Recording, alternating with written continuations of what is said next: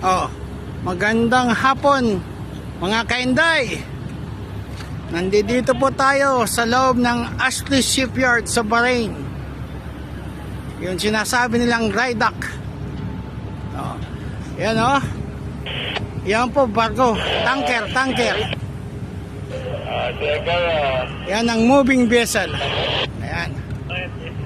Oh, yan yung GT crane nila. Yung crane na yan, matangkad, GT crane yan. Oh. Yan naman ang moving vessel. Naka-alongside sila. May self-propelled yan. Yun naman isa na yun. Yun ang sinasabing jack-up rig. Ayan, oh. Abaw, busy. At ito naman, ito ang tinatawag na jack-up rig. Yan ang jack-up rig.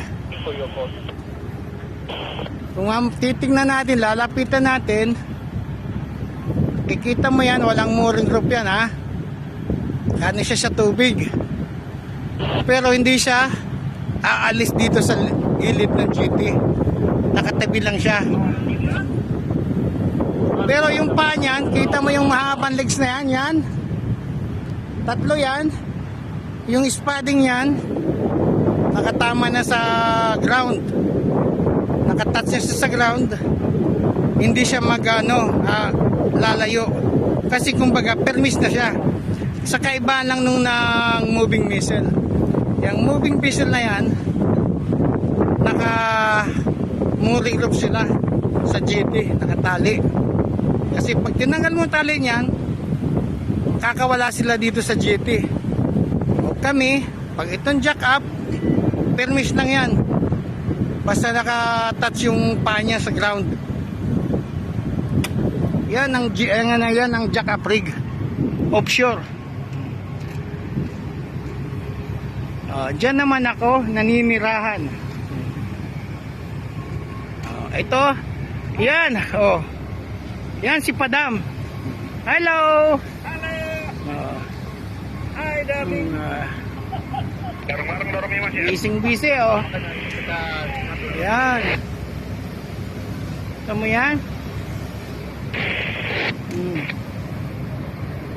Ito yung tinatawag na Perro Negro 9. Kita mo yung paa na yan. Ito naman, pag-aandar yan, towing siya by tugboat. Wala siyang self-propelled.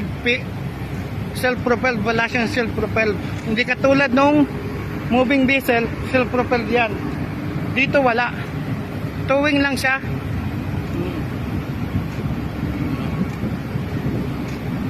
Yan siya. Yan yan, accommodation yan.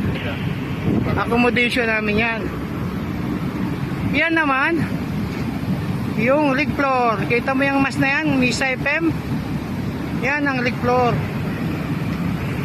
Itong container na to, ito yung diving service. Dinadiving yung mga legs namin. Ni-inspection kumbaga. Yan na siya. Kung malapitan, makikita mo naman yung pangalan.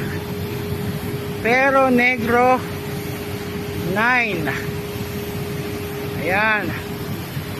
Dito yung pantowing, yung mga kable na yan. Tama?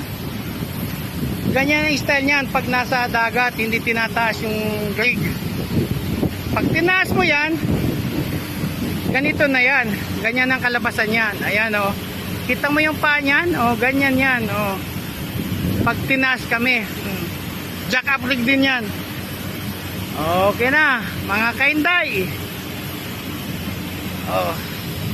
Sinare ko lang para magka-idea tayo diyan sa offshore rig sa moving vessel.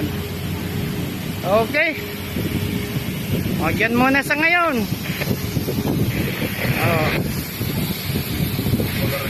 Yan.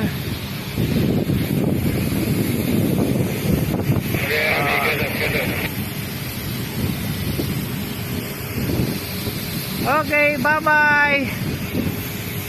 See you next time.